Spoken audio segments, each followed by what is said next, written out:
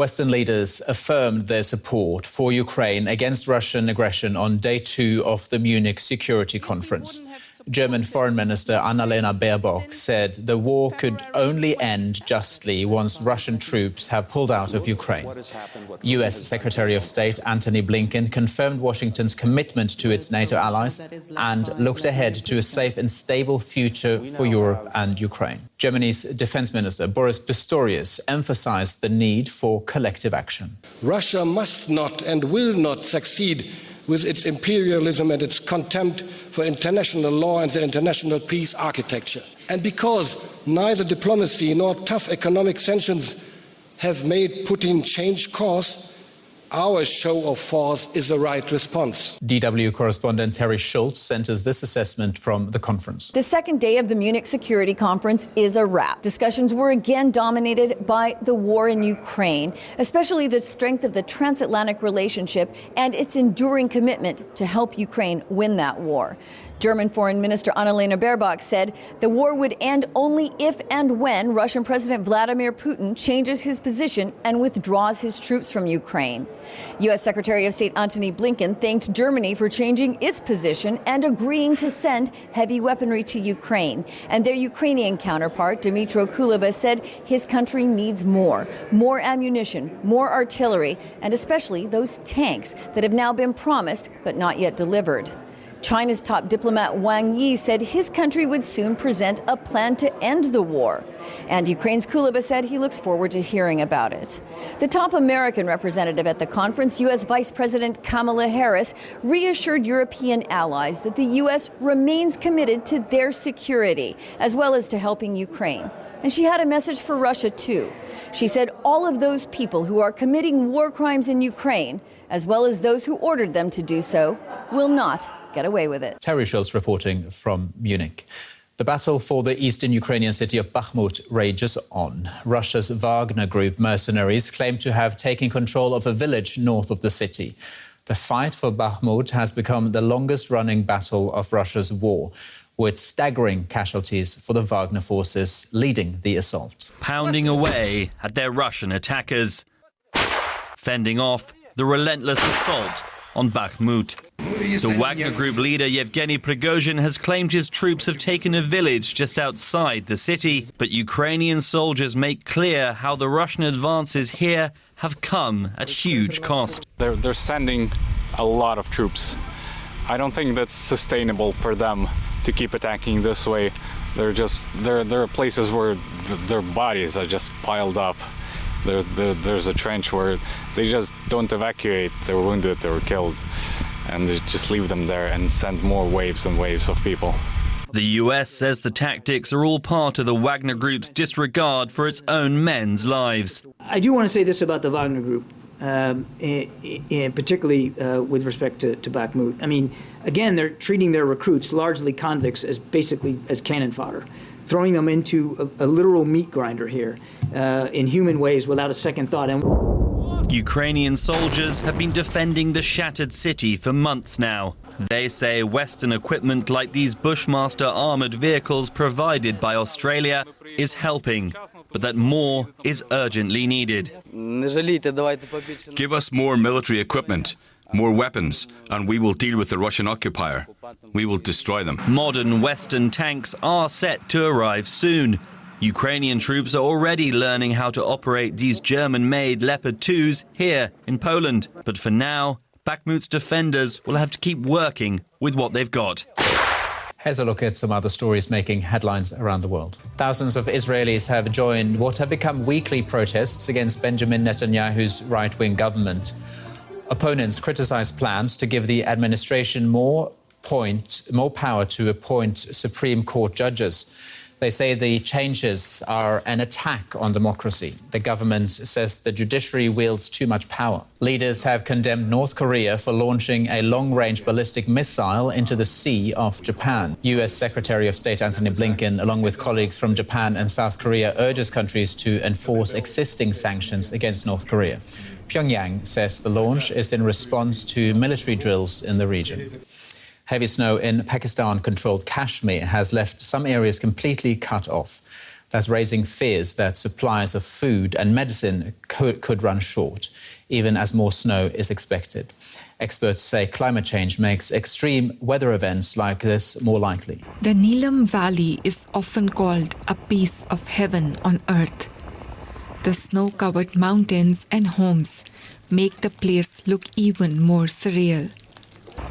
But the unusually heavy snow has left nearly 40,000 residents in despair. Cattle herder Shah Jahan is worried the lack of fodder could make his sheep sick. Because of the unexpected heavy snow, we're short of animal feed. Roads are blocked and we can't get any supplies. There's also a threat that wild animals could attack our livestock, like tigers and bears. Nearby, an avalanche has blocked the road leading to the hospital. This father has come to another town 8 kilometers away, carrying his sick child on his back. We came here for treatment. When we get some medicine, I'm going home. But the snow means there's a danger I could slip. We've heard that some roads are blocked. For people here, fetching water and daily tasks have become much more arduous. Scientists say climate change is increasing the frequency of extreme weather events, badly disrupting people's lives. Snow is affecting the livelihoods of the people who live here. It's killing their livestock and damaging their crops, especially in the upper parts of the valley. Many potatoes are grown there and it's the main source of income. But the harvest is now much smaller. Pakistan says it emits less than 1% of the world's greenhouse gas emissions, but its people here are experiencing the drastic consequences of climate change firsthand.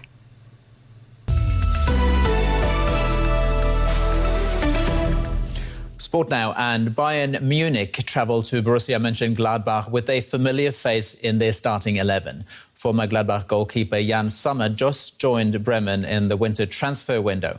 Now, Gladbach hadn't lost to the Bavarians in 4 competitive games. They were hoping to hand Bayern only their second loss this season, and they didn't disappoint the home fans. Gladbach fans were dressed for Carnival, hoping the Fohls could keep their unbeaten run versus Bayern alive.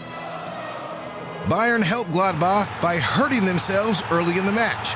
In the 8th minute, Dayot Upamecano caught Plea, and Plea went down. The foul did not look that serious, but Upamecano was the last man, which meant red card.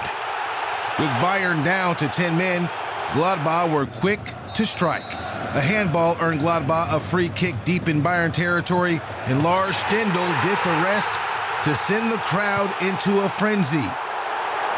It didn't take Bayern long to equalize, though. Speed from Alphonso Davies and the finish from Eric Choupo-Moting. But the high fives and chest bumps wouldn't be there for Bayern after the break. Jonas Hoffmann from inside the box found pay dirt to retake the lead for Gladbach. Not the best showing from Jan Sommer, and Nagelsmann had enough. Gladbach's advantage continued to show. Marcus Thuram netted a 3rd goal, adding some cushion to their lead. Bayern pulled one back through Matthias Tel, but the match was already lost. Bayern's 2nd defeat of the season could knock them off the top of the table if Union Berlin win on Sunday. Now, following Gladbach's victory over Bayern, coach Daniel Farke talked about the ingredients needed to defeat the defending champion. Well, if you want to win some points against Bayern Munich, German giant, you have to be brave. You have to be good in in your pressing. You have to be brave, also to press a bit man-orientated and sometimes even a bit too wild. On the other hand, if you don't find the pressing triggers, more like then to stay compact. Also, you have to stay disciplined in this situation, but you have to be brave with the ball. You need many periods of possession to be good with the ball in order to create, in order to scare them, and also to get some relief from just defending. And I think we had a pretty complex performance today, and that's the reason why we won this game, I think, rightly deserved. In Saturday's late game, Frankfurt stayed in the mix at the top of the table when they beat Bremen 2-0. Randal Colomwani bagged Frankfurt's second goal early in the second half, the France international's 10th of the season. His header drew a save from the Bremen keeper, but when the ball came back to him, he was ready with a close-range finish. Now, before the Formula One season gets underway next month, Team Alpine has added a legend to their roster. French Football World Cup champion Zinedine Zidane will serve as Alpine's brand ambassador. Zinedine, who is considered one of the greatest footballers of all time, had been without a job since stepping down as Real Madrid's coach 2 years ago.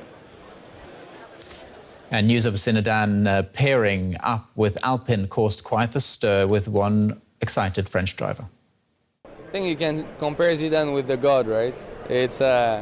He's our French God, and it's just incredible to have him as an ambassador. I've been a huge fan of him since I was a kid, and I played football when I was 5 until 11, and it's just been a huge icon for the entire country, not only in the sport world. Now let's take a look at some other stories from the world of sports. Ghanaian footballer Christian Atsu has been found dead nearly 2 weeks after the earthquakes that struck Turkey and Syria. Atsu had been playing for the Turkish club Hatayspor in the city of Antakya. Reports earlier this month said he had been rescued from the rubble, but those were soon retracted. English Premier League club Manchester United could soon have a new owner. Qatar's Sheikh Jassim bin Hamad Al Thani is offering to buy out the current US owners, the Glazer family. Al Thani is the chairman of one of Qatar's biggest banks. And the Women's Football World Cup trophy is travelling to all 32 countries taking part in this year's tournament in Australia and New Zealand. The winning nation will take charge of the cup in August. Over 500,000 match tickets have already been sold.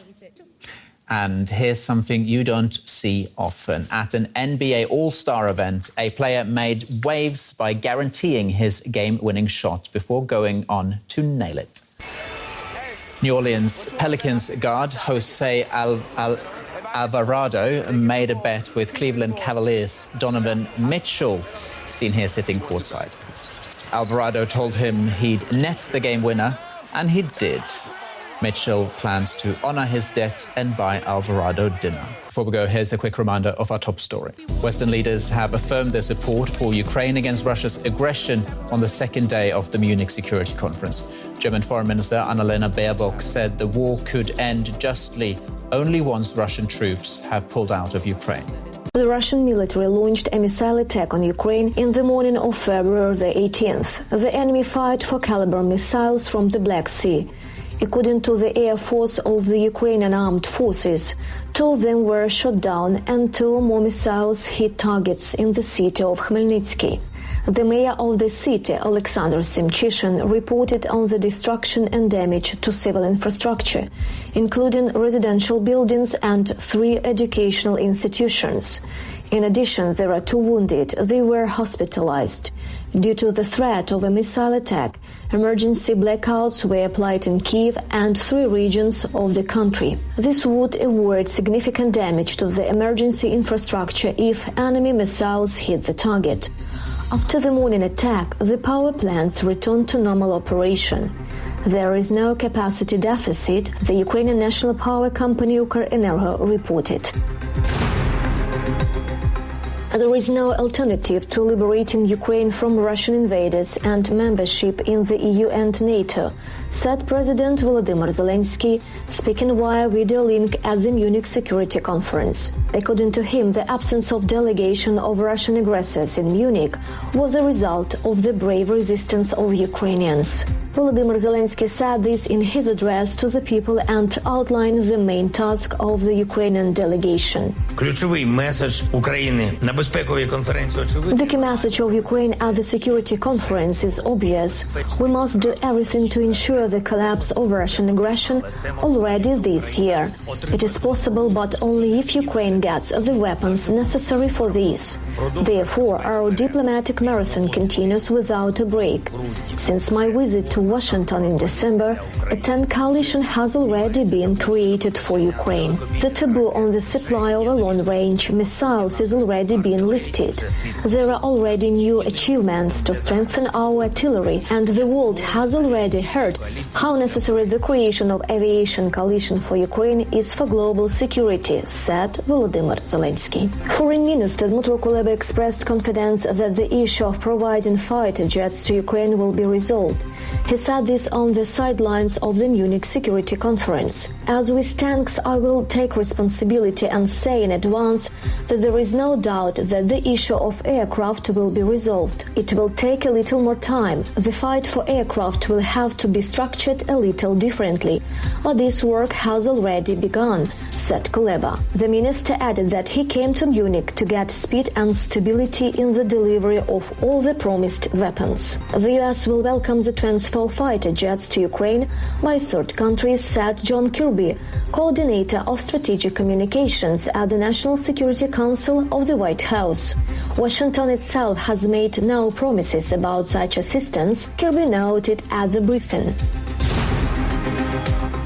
American F-16 fighters are the best option for supplying Ukraine, first of all because there are more than 4,500 of them and the price is lower than European aviation.